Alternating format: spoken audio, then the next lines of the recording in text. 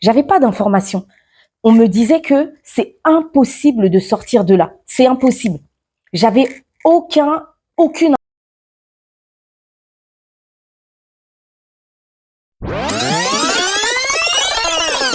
Je m'appelle Marie Pangui, j'ai 34 ans, je suis mariée et mère de 3 enfants et j'habite à Paris. Voilà, en fait, je fais ce bref témoignage pour expliquer comment je suis rentrée dans la dépigmentation. Alors en fait, je suis rentrée dans la dépigmentation contre mon gré parce que je pensais que le teint clair était le plus beau. J'ai grandi vraiment dans ça. Je croyais véritablement que être noir n'était pas signe de beauté. Alors, je me sens super bien. 3 ans après l'arrêt de la dépigmentation volontaire, je me sens bien dans ma peau, je me sens vraie, je me sens moi-même. Quand je me regarde, je m'accepte telle que je suis. Alors, j'ai commencé à appliquer les soins éclaircissants à l'âge de 13-14 ans. En fait, voilà, c'est pour la petite histoire. Je revenais de colonie de vacances et c'était au ski et je n'avais pas de crème solaire. Parce qu'à l'époque, voilà, c'était ça, hein, la crème solaire, c'est pas pour les noirs. Et ce qui s'est passé, c'est que j'ai eu des coups de soleil, j'avais bronzé. Et puis, ma mère m'a proposé donc d'appliquer en fait une crème qui me permettait de retrouver mon teint initial et en fait il s'agissait de la crème éclaircissante. Après oui, effectivement, au début, lorsque ma mère m'avait proposé justement donc de mettre ces crèmes, c'était dans le but d'unifier la peau. Mais après, par la suite, une fois mon teint unifié, et il s'agissait donc d'arrêter, sauf que moi, en grandissant, j'ai continué. Voilà, j'ai commencé moi-même à me rendre dans des boutiques exotiques, dans les boutiques qui proposaient justement ces crèmes éclaircissantes. Et en fait, c'était vraiment comme un cercle vicieux. Le but était de base d'unifier le teint et les effets secondaires sont très vite arrivés, c'est-à-dire que j'ai eu de plus en plus de boutons et j'ai voulu en fait solutionner, apporter la solution à ces boutons, à ces taches. Et en fait, je suis rentrée dans un engrenage, un cercle vicieux, à ne même plus en sortir. C'est-à-dire que dès que je commençais une crème, ah mais non, t'inquiète pas, cette crème va effacer tes taches. Donc certaines taches s'effaçaient, mais me donnaient encore d'autres boutons. Et hop, on me proposait après par la suite d'autres crèmes qui étaient censées enlever les boutons et en fait voilà, ça continuait, problème après problème, on proposait solution après solution, mais ça n'a été que des problèmes de peau.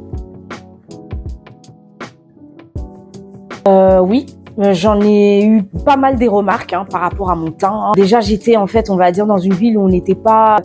Voilà, il y avait quelques noirs, mais j'avais quand même des remarques.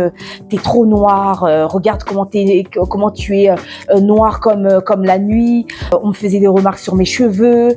Voilà, t'as les cheveux comme une lionne. C'est quoi cette crinière? C'est quoi ces lèvres? Voilà, avoir des grosses lèvres. C'était plein de remarques qui, au fur et à mesure, durant ces années-là de construction, je me sentais complexée et j'étais très complexée justement par mon teint, par mon nez, parce que voilà, mon nez est pâteux, par mes lèvres, par mes cheveux, j'étais complexée partout. Je pense que oui. Ça se voit quand une personne se dépigmente la peau quand même. On voit bien le changement de carnation. Je pense que oui, mais comme c'était un sujet qui était assez tabou et moi-même je ne voulais pas en parler.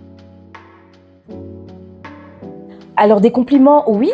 Une fois que mon teint s'est entre guillemets unifié, oui, je voyais que le teint clair c'est comme si le teint clair attirait en fait, on va dire, le regard. Oui, j'ai eu des compliments.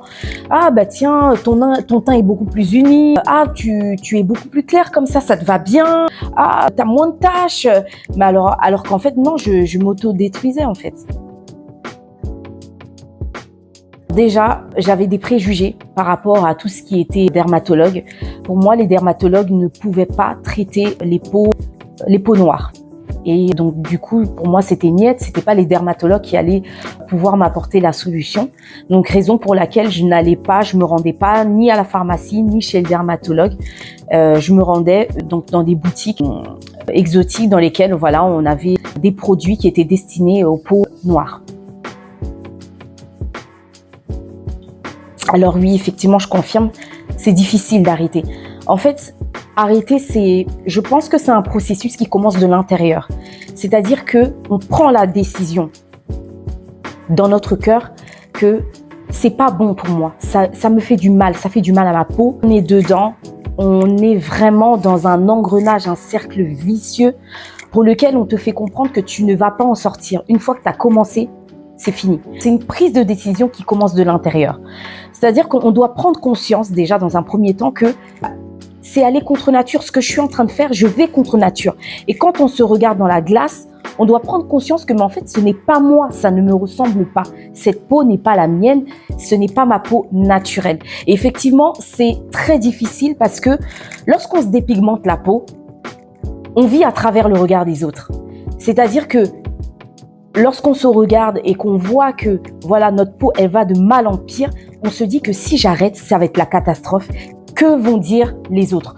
Que vont dire mon entourage? Que vont dire les gens? Et on a peur. On a peur du regard, on a peur du jugement, on a peur de se retrouver en fait pire qu'avant en fait. Et c'est là en fait, c'est là la difficulté de se dire que ok, je veux arrêter, mais comment faire pour arrêter? Parce que la plupart des personnes qui veulent arrêter, elles ne savent pas par quoi substituer ces produits éclaircissants. Et on se pose en fait la question de si j'arrête, qu'est-ce que je vais mettre? Si j'arrête, qu'est-ce que je vais devenir? Est-ce que je vais vraiment retrouver ma peau initiale?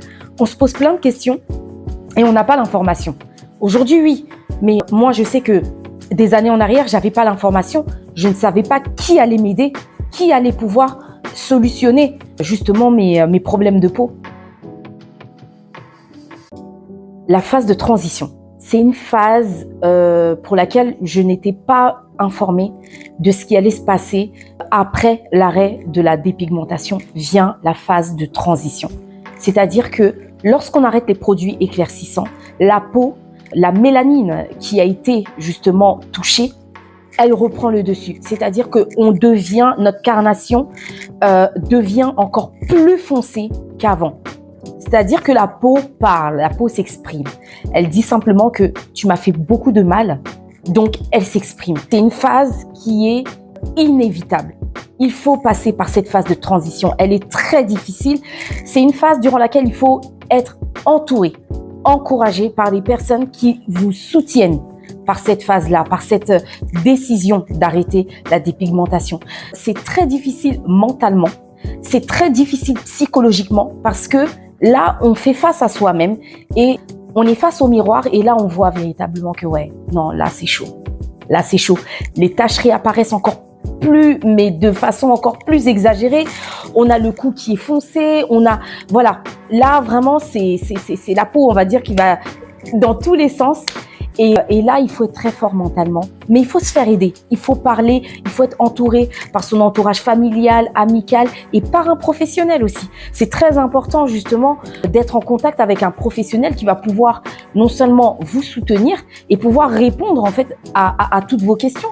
Parce qu'à ce moment-là, on peut perdre confiance en soi. Car la majorité des personnes qui se dépigmentent la peau n'ont pas confiance en elles. C'est un manque de confiance en soi que de vouloir changer sa carnation, que de vouloir changer radicalement de teint. C'est que forcément, il y a eu atteinte psychologiquement à sa personne pour que l'on puisse vouloir effacer la personne que l'on est naturellement.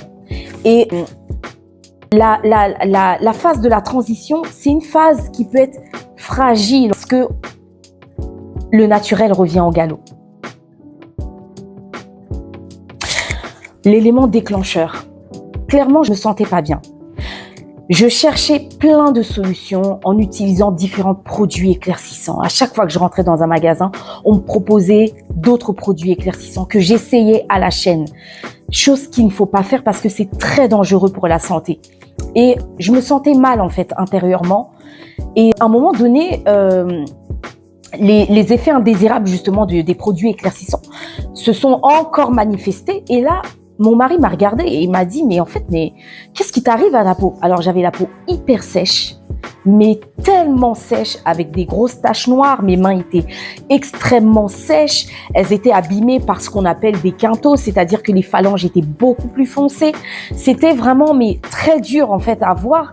Et, euh, et lorsqu'il m'a posé cette question, je me suis dit, ah ouais, non, Marie, là, il y a un problème. En fait, là, non, ça va pas, en fait. Là, tu vas vraiment pas bien et ça va de pire en pire. Donc, je me sentais pas bien intérieurement et je voyais que ça se reflétait. Et je suis montée dans la chambre. Je pense que je ne lui ai même pas vraiment répondu. Je suis montée dans la chambre, je me suis regardée devant le miroir et je me suis dit, mais Marie, il va falloir régler ce problème-là. Ce jour-là, j'ai dit non, c'est plus possible, je vais plus continuer comme ça. Je me suis regardée, je me suis trouvée laide. En fait, j'ai compris que ce n'était pas moi en face du miroir. Moi, j'ai eu une réaction radicale. C'est-à-dire que j'ai pris mon téléphone, j'ai téléchargé l'application Yuka. J'ai commencé à passer un à un tous les produits que j'avais dans ma salle de bain. Tous les produits qui étaient en dessous de la moyenne, je les ai tous jetés. Moi, ça a été radical. Il y a certaines personnes pour lesquelles il faut un processus. Il faut y aller doucement, mais moi, ça a été radical. C'est-à-dire que j'ai tout jeté. Il y avait une femme que je suivais, c'était La Therma, une pharmacienne qui luttait justement contre la dépigmentation. Là, je me suis dit, écoute, prends contact avec cette femme-là, prends contact avec La Therma et dis-lui que tu as besoin qu'elle puisse t'apporter la solution. Comment faire pour sortir de la dépigmentation? Et je sentais que j'étais prête, qu'il était temps pour moi d'arrêter ça, mais qu'il fallait que je puisse prendre contact avec cette professionnelle-là pour qu'elle puisse m'aider. La Therma, à ma grande surprise, lorsque j'ai pris contact avec elle, pour moi, je m'attendais à ce qu'elle me dise « Ok, envoie-moi tes photos et je reviens vers toi, je te donne les noms des produits, tu iras à la pharmacie, tu achèteras et puis tu les appliques et ça ira. » Je m'attendais vraiment à ça. Mais alors en fait, non, pas du tout. À la première consultation, elle m'a fait parler. Elle m'a fait parler en commençant dès mon enfance. Elle a voulu comprendre en fait comment a commencé mon envie de me dépigmenter volontairement. Et en fait, j'ai beaucoup pleuré parce que on s'est rendu compte que des complexes sont nés parce que je vivais à travers le regard des autres, parce que je voulais, et en fait, j'ai grandi en cherchant à sortir de là. J'ai grandi avec ces complexes. Et en fait, j'en ai beaucoup pleuré parce que je me suis rendu compte que, en fait, j'étais comme dans une prison, en fait. Clairement, c'était vraiment comme dans une prison. Et elle m'a fait prendre conscience que si je continuais à me dépigmenter la peau, les effets allaient être très néfastes sur ma peau, les effets allaient être très néfastes sur ma santé et que ça allait être irréversible à un moment donné. Donc là, j'ai véritablement pris la décision d'arrêter. Et elle m'a posé une question. Est-ce qu'il y a une personne autour de toi qui te soutient dans cette décision? Et je lui ai dit que oui, mon mari me soutient. Elle m'a dit c'est bon, ça va aller. Elle, ça a mis du temps. Vraiment, je vous cache pas, ça a mis du temps. C'est pas en une semaine. Ça a mis à peu près 1 an. Alors, j'ai été très rigoureuse sur ma routine. J'ai été très rigoureuse là-dessus. Et en fait, j'ai même appris à m'aimer. J'ai appris à m'aimer telle que je suis. Et vous savez, ça joue beaucoup. Ça joue beaucoup de s'aimer tel que nous sommes. Et voilà, la peau, elle le ressent aussi. La peau le ressent. Elle ressent qu'on la cajole, qu'on l'aime et elle répond. Et donc, voilà, ça a mis 1 an. Alors, oui, ça a été très important d'être soutenue. Alors, celui qui m'a soutenue, donc c'est mon mari. Son regard sur moi a été vraiment, il a porté aucun jugement. C'est-à-dire que, au contraire, lorsqu'il voyait justement que je passais par cette phase de transition, il me soutenait, il me regardait, il me disait t'es belle, ça va aller, t'inquiète pas. Et au contraire, ça me fortifiait. Oui. Ça m'aurait vraiment aidé d'avoir cette information-là, d'écouter un témoignage d'une personne qui dit que je suis passée par là et aujourd'hui, voilà, j'ai retrouvé ma peau d'origine, je suis sortie de là. Ça m'aurait aidé parce que à l'époque, tous ces vendeurs disaient que c'est impossible d'arrêter en fait. Une fois qu'on a commencé, il faut continuer. Lorsqu'on arrête, c'est pire. Donc, la seule issue, c'est de continuer.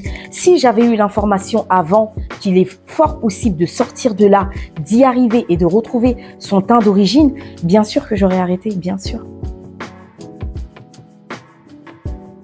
Je pense que c'était un sujet tabou. Aujourd'hui, les langues se délient. De plus en plus de personnes en parlent, de plus en plus de personnes préviennent que la dangerosité justement de ces produits éclaircissants assez néfastes pour la santé. On n'a pas idée à quel point ces produits peuvent nous détruire au niveau de notre santé et même au niveau psychologique. Et il y en a pour qui malheureusement les effets ont été irréversibles et on paye les conséquences. Et je pense que maintenant, voilà, de plus en plus de personnes sont informées par des professionnels de santé qui en parlent maintenant sur les réseaux.